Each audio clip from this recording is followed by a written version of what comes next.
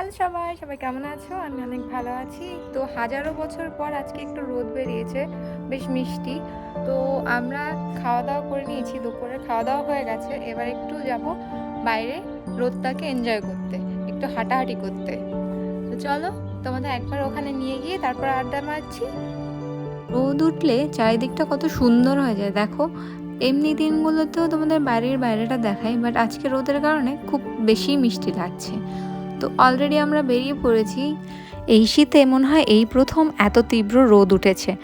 বাকি দিনগুলোতে তো রোদ ওঠেই না, তাও কোনো দিন যদি একটু রোদ ওঠে, বাইরে এত লো টেম্পারেচার থাকে যে সেই রোদ গায়ে ছোঁয়াও লাগে না।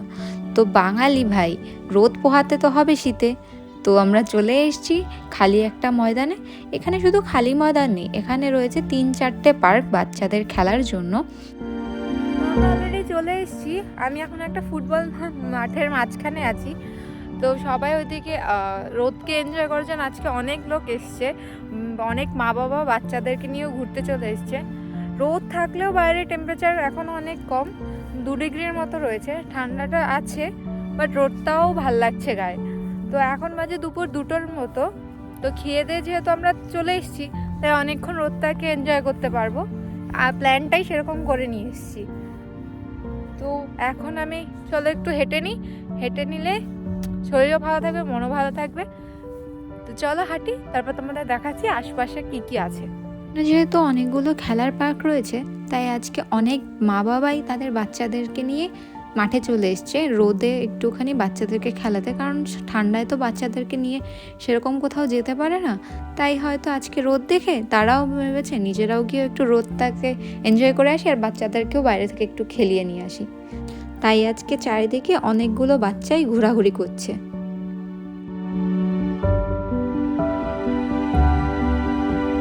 আমার মতো সবাই রোদটাকে এনজয় করতে আসছে সত্ত্বেও একজন জোর জবরদস্তি এসছে, সে হচ্ছে এই লোকটা। আমার হাজব্যান্ড যেহেতু বাড়ি থেকেই ওয়ার্ক ফ্রম হোম থাকে বেশি টাইম, তাই ওকেও আজকে তুলে নিয়ে এসেছি অফিসের মাঝখানে। বেচারা কোনো অপশান নেই, এখানে এসেও অফিস ওয়ার্ক করছে।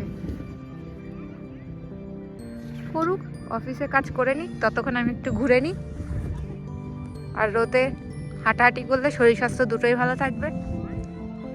বাকিদের মতো আমিও একটু হাঁটি। তো হাঁটতে হাঁটতে আমি পার্কের যে সাইডে চলে এসেছি, এই পাশে রয়েছে একটা স্কেট পার্ক। স্কেট পার্ক না নর্মাল পার্কের মতো হয় না, আর তুমি যেখানে সেখানে স্কেটিং করতে পারো না। কারণ যারা স্কেট করে ওরা অনেক ট্রিক্স করে, অনেক স্টান্ট করে, তার জন্য না এইভাবে ওদের অনুযায়ী পার্কটা এখানে ডিজাইন করা রয়েছে। এখানে যে শুধু বাচ্চারাই আসে তা নয়, বড়রাও অনেকে স্কেট করতে আসে। তো বাচ্চারা যেমন স্কুটার বলে এক ধরনের খেলনা রয়েছে, সেটা দিয়ে স্কেট করে, অনেকে জুতো স্কেটিং থাকে, অনেকে স্কেটবোর্ডের মাধ্যমেও এখানে স্কেট করে। বাচ্চা দুটোকে ওর মা নিয়ে এসছে, উনি ওপরে দাঁড়িয়ে রয়েছেন আর বাচ্চা দুটো মনের খুশিতে খেলে যাচ্ছে। আমি না ওনাকে অনেকক্ষণ ধরে দেখছিলাম, উনি মনের খুশিতে আনন্দে কানে হেডফোন লাগিয়ে স্কেট করছে আর ডান্স করছে। আমি জানি না উনি প্রফেশনাল কিনা, বাট খুব ভালো স্কেচিং করছিল। দেখে আর নিজেকে আটকাতে পারিনি, একটু লুকিয়ে লুকিয়ে ভিডিও করে নিয়েছি।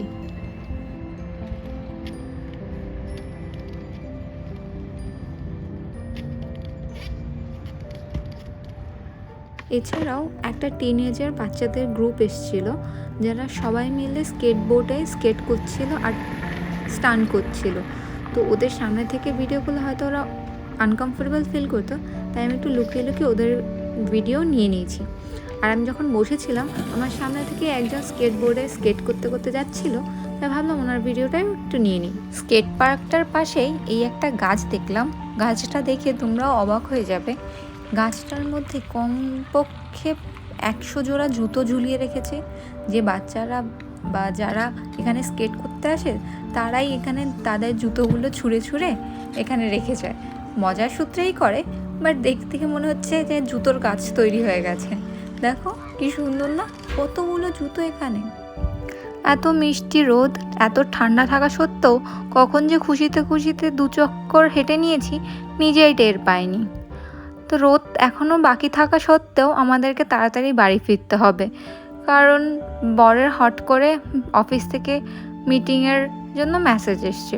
এবার এখানে বসে তো আর মিটিং অ্যাটেন্ড করা যাবে না, তাই বাড়ি ফিরছি। তো এই ভিডিওটা তাহলে এতটুকুই থাকলো।